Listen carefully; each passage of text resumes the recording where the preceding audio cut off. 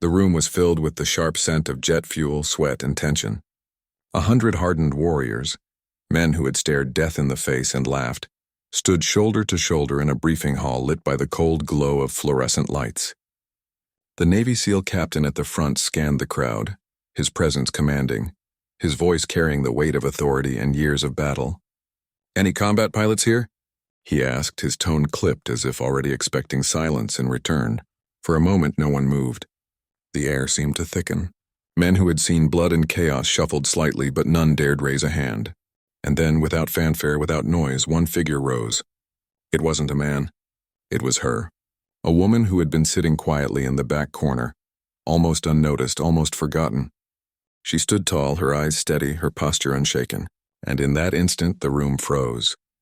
Before we continue, if you believe in kindness, second chances, and the power of hidden strength, take a moment to like this video, share it with others, and subscribe to Legends Off History. Your support keeps these untold stories alive. Her name was Captain Eleanor Hayes, though few here knew it. She had walked into the room not to make an impression, but simply to answer the call. She didn't look like what many thought a combat pilot should look like. Slight, calm, with an almost serene quietness about her. Yet behind those calm eyes lived storms that few could imagine.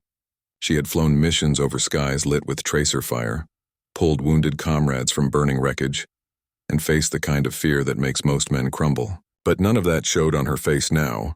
What showed instead was a quiet defiance, the kind born not from arrogance but from experience too heavy to be carried openly. The SEAL captain's eyes locked on her, narrowing as if measuring her worth. Around the room, skeptical glances passed between the men. Whispers formed, muttered disbelief, smirks, even laughter under breath. To them she was out of place. This was a hall for warriors, for the strongest of the strong, yet what they didn't know was that Eleanor had walked through fire long before this moment. And the only reason she was still standing was because she refused to break. Her journey had begun years earlier, on dusty training fields where she had been told, again and again, "You're not strong enough. You're not fast enough. This isn't a place for you." Every insult carved itself into her, but instead of breaking her spirit, it forged her steel. When she finally earned her wings as a combat pilot, it wasn't just an achievement. It was defiance against every voice that had doubted her. She had flown Apaches in the desert, cutting through sandstorms with precision strikes that saved entire units pinned under enemy fire. She had piloted Blackhawks through mountains where every ridge hid an ambush. She had flown low, dangerously low, to evacuate the wounded when no one else dared. And though she had scars, some visible, most hidden, she carried them not as shame but as proof of survival. But survival had come at a cost.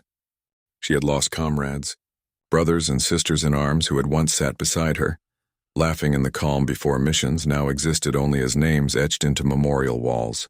Nights were the hardest when silence amplified memories of screams, explosions, and the desperate weight of choices that haunt soldiers long after the battlefield is gone.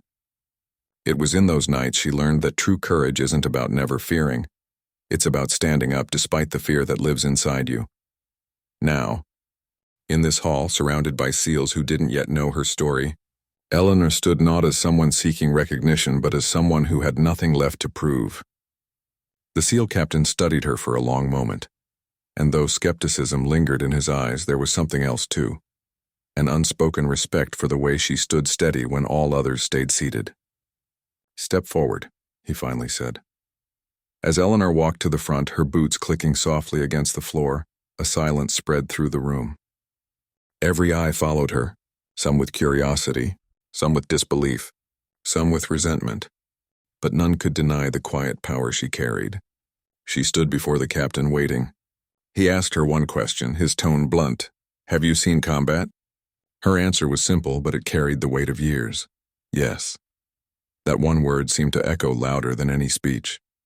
She didn't explain. She didn't boast.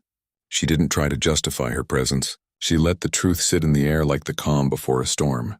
And though many in that room didn't yet understand it, they would soon see why her presence mattered. Because the mission ahead wasn't one that could be won by brute strength alone. It would take precision. It would take courage. And it would take someone who had already walked through hell and come back alive. As the briefing continued, Eleanor stood among them, listening, planning. already preparing in her mind for what was to come. The mission details blurred with memories of past battles. The roar of engines, the shaking of the cockpit, the sudden flare of gunfire in the dark. Yet she didn't flinch. She knew the dangers. She knew the cost, and she was ready to bear it again. What none of them knew was that in the coming hours, when the mission went sideways, when chaos erupted, when even the strongest men faltered, she would be the one to rise above it all. She would be the one to fly through fire once more, carrying not just the weight of her own survival but the lives of those who had doubted her. And in that moment, respect wouldn't be demanded. It would be earned.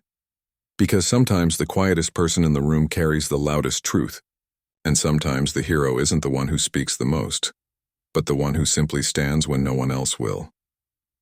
If this story touched your heart, please like, comment, and share this video.